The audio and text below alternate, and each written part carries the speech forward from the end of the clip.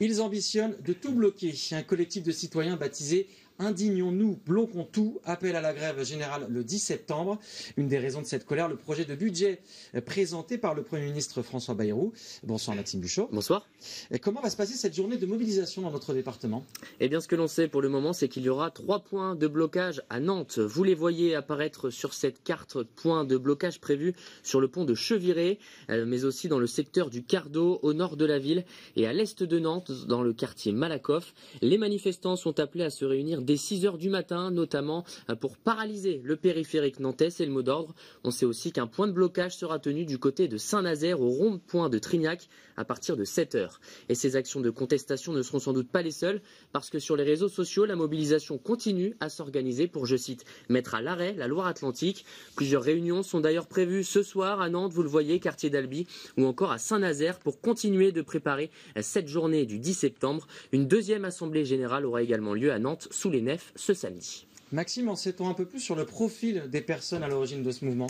Eh bien, c'est un peu nébuleux, Adrien, pour le moment. Il y a une partie émergée qui est plus ou moins visible, celle qu'on a pu voir lors de l'Assemblée générale samedi sous les nefs à Nantes, avec des militants pour la plupart déjà expérimentés dans les mouvements de lutte, des étudiants engagés, des enseignants ou encore des paysans, pour résumer, des profils plutôt orientés à gauche. Et il y a une autre partie moins visible, plus difficile à identifier sur les réseaux sociaux, que ce soit sur les groupes Facebook ou encore sur les boucles Telegram, vous savez, la messagerie cryptée Telegram.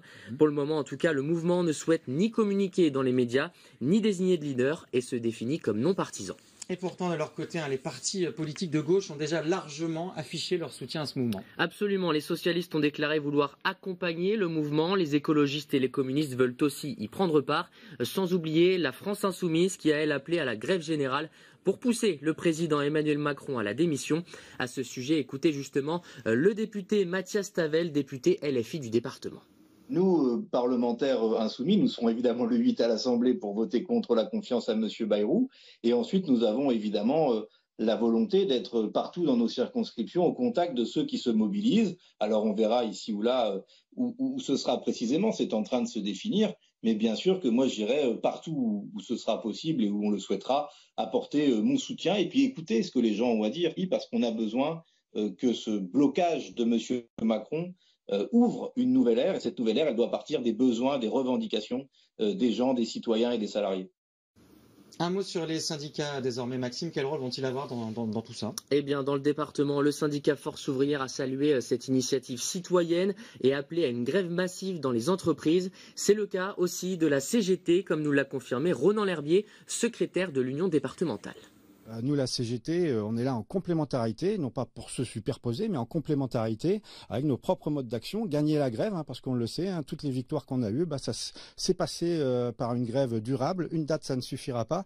Donc notre rôle, c'est d'être complémentaire. Et nous, c'est la grève, bloquer les lieux de travail, les lieux de l'économie. Le blocage de l'économie, ça se fait d'abord en déposant les outils, parce que c'est les travailleurs et travailleuses qui créent les richesses. Et en étant toutes et tous en grève, eh bien, ça fera très rapidement bouger le patronat. À noter pour conclure qu'une mobilisation, cette fois organisée par les syndicats, aura lieu le 18 septembre à Nantes et partout en France. Merci beaucoup Maxime Buchot pour toutes ces informations.